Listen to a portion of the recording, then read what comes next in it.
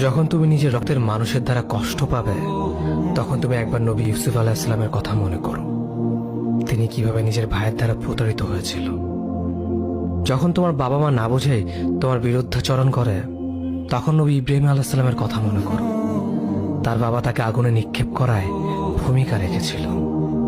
যখন তুমি সমস্যা থেকে পরিত্রাণের জন্য কোনো পথ পাবে না, তখন ইউনুস আলাইহিস সালামের কথা ভেবো। তিনি কতটা সময় তিমি মাছের পেটে আটকা পড়েছিল। যখন তোমার নামে কেউ মিথ্যা অপবাদ ছড়িয়ে দেবে, তখন মা আয়েশা রাদিয়াল্লাহু আনহার কথা মনে করো। তার নামে পুরো শহর জুড়ে কুৎসা রচনা করা হয়েছিল। যখন তুমি অসুস্থ ব্যথার যন্ত্রণায় কাতরাতে থাকো, তখন নবী আইয়ুব আলাইহিস সালামের কথা ভেবো। তিনি ভয়ঙ্কর এক ভাইরাসজনিত রোগে আক্রান্ত হয়ে তোমার থেকে বেশি কষ্ট পেয়েছিল। যখন তুমি দিনের কোনো বিধান নীতিতে যুক্তি খুঁজে পাও না, তখন নবী নূহ আলাইহিস সালামের কথা ভেবো। তিনি কোনো প্রশ্ন ছাড়াই মরুভূমিতে নৌকা তৈরি করেছিল।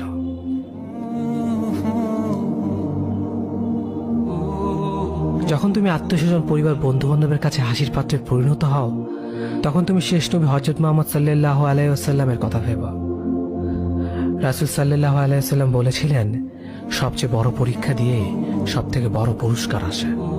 যখন আল্লাহ কাউকে ভালোবাসেন, তখন তাকে পরীক্ষা করেন, এবং যে এই পরীক্ষাগুলো মেনে নেয়, সে আল্লাহর সন্তুষ্টি অর্জন করে। আর যে অভিযোগ করে, সে তার ক্রোধের পাত্র হয়। হে আল্লাহ, তোমার কথা মনে করা, তোমার প্রতি কৃতজ্ঞ হওয়ার এবং তোমার ইবাদত করার তৌফিক আমাদের দান করো। আমিন।